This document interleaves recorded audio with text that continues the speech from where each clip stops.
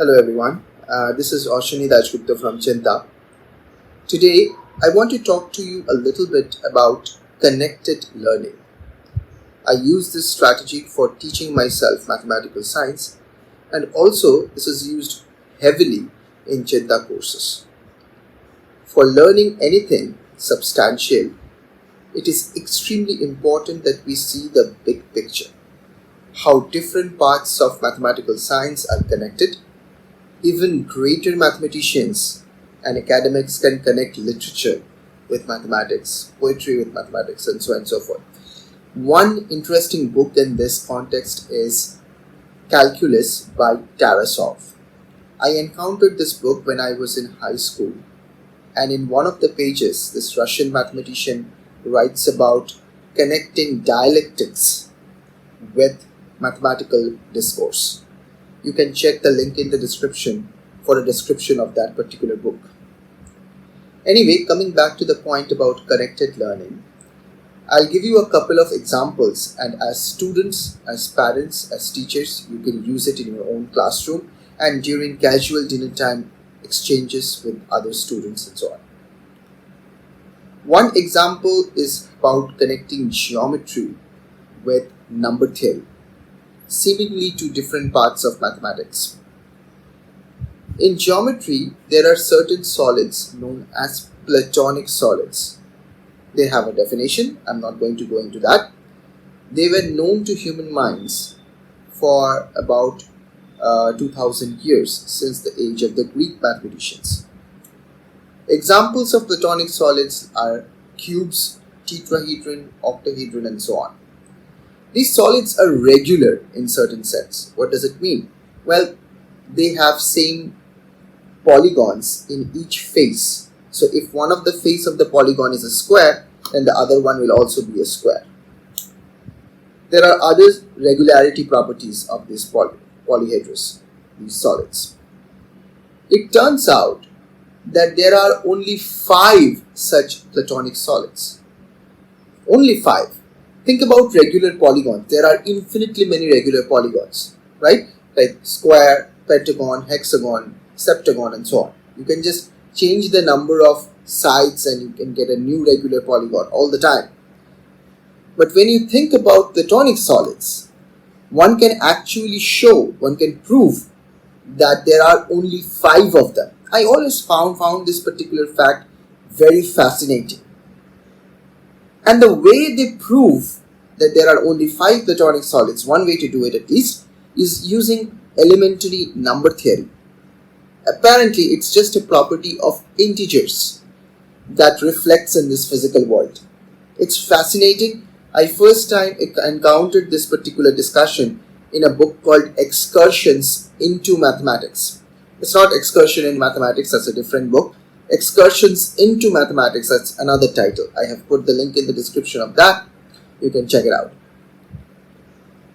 This connection between geometry and number theory is one of the reasons that one goes ahead in their academic ladder and see these connections over and over again. So to introduce that early on, we do it in the 3rd or 4th level of Math Olympiad programs at Chinta. But you can also raise it as a dinner table discussion with your friends and family. It's a perfectly nice and beautiful thing, just like music or poetry. There is another example which is connecting physics and mathematics. It's absolutely stunning. So I'll tell you a little bit about it. It's called the brachistochrone curve.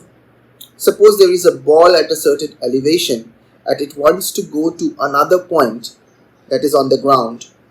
So this ball, the initial position of the ball is above the ground. Now, the question is, what is the fastest route to go from this initial point to this final point? And one may guess that it's just go straight along this direction from A to B.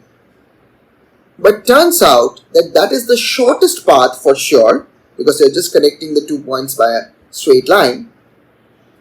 But it's not the fastest path, not even close. So what is the fastest path?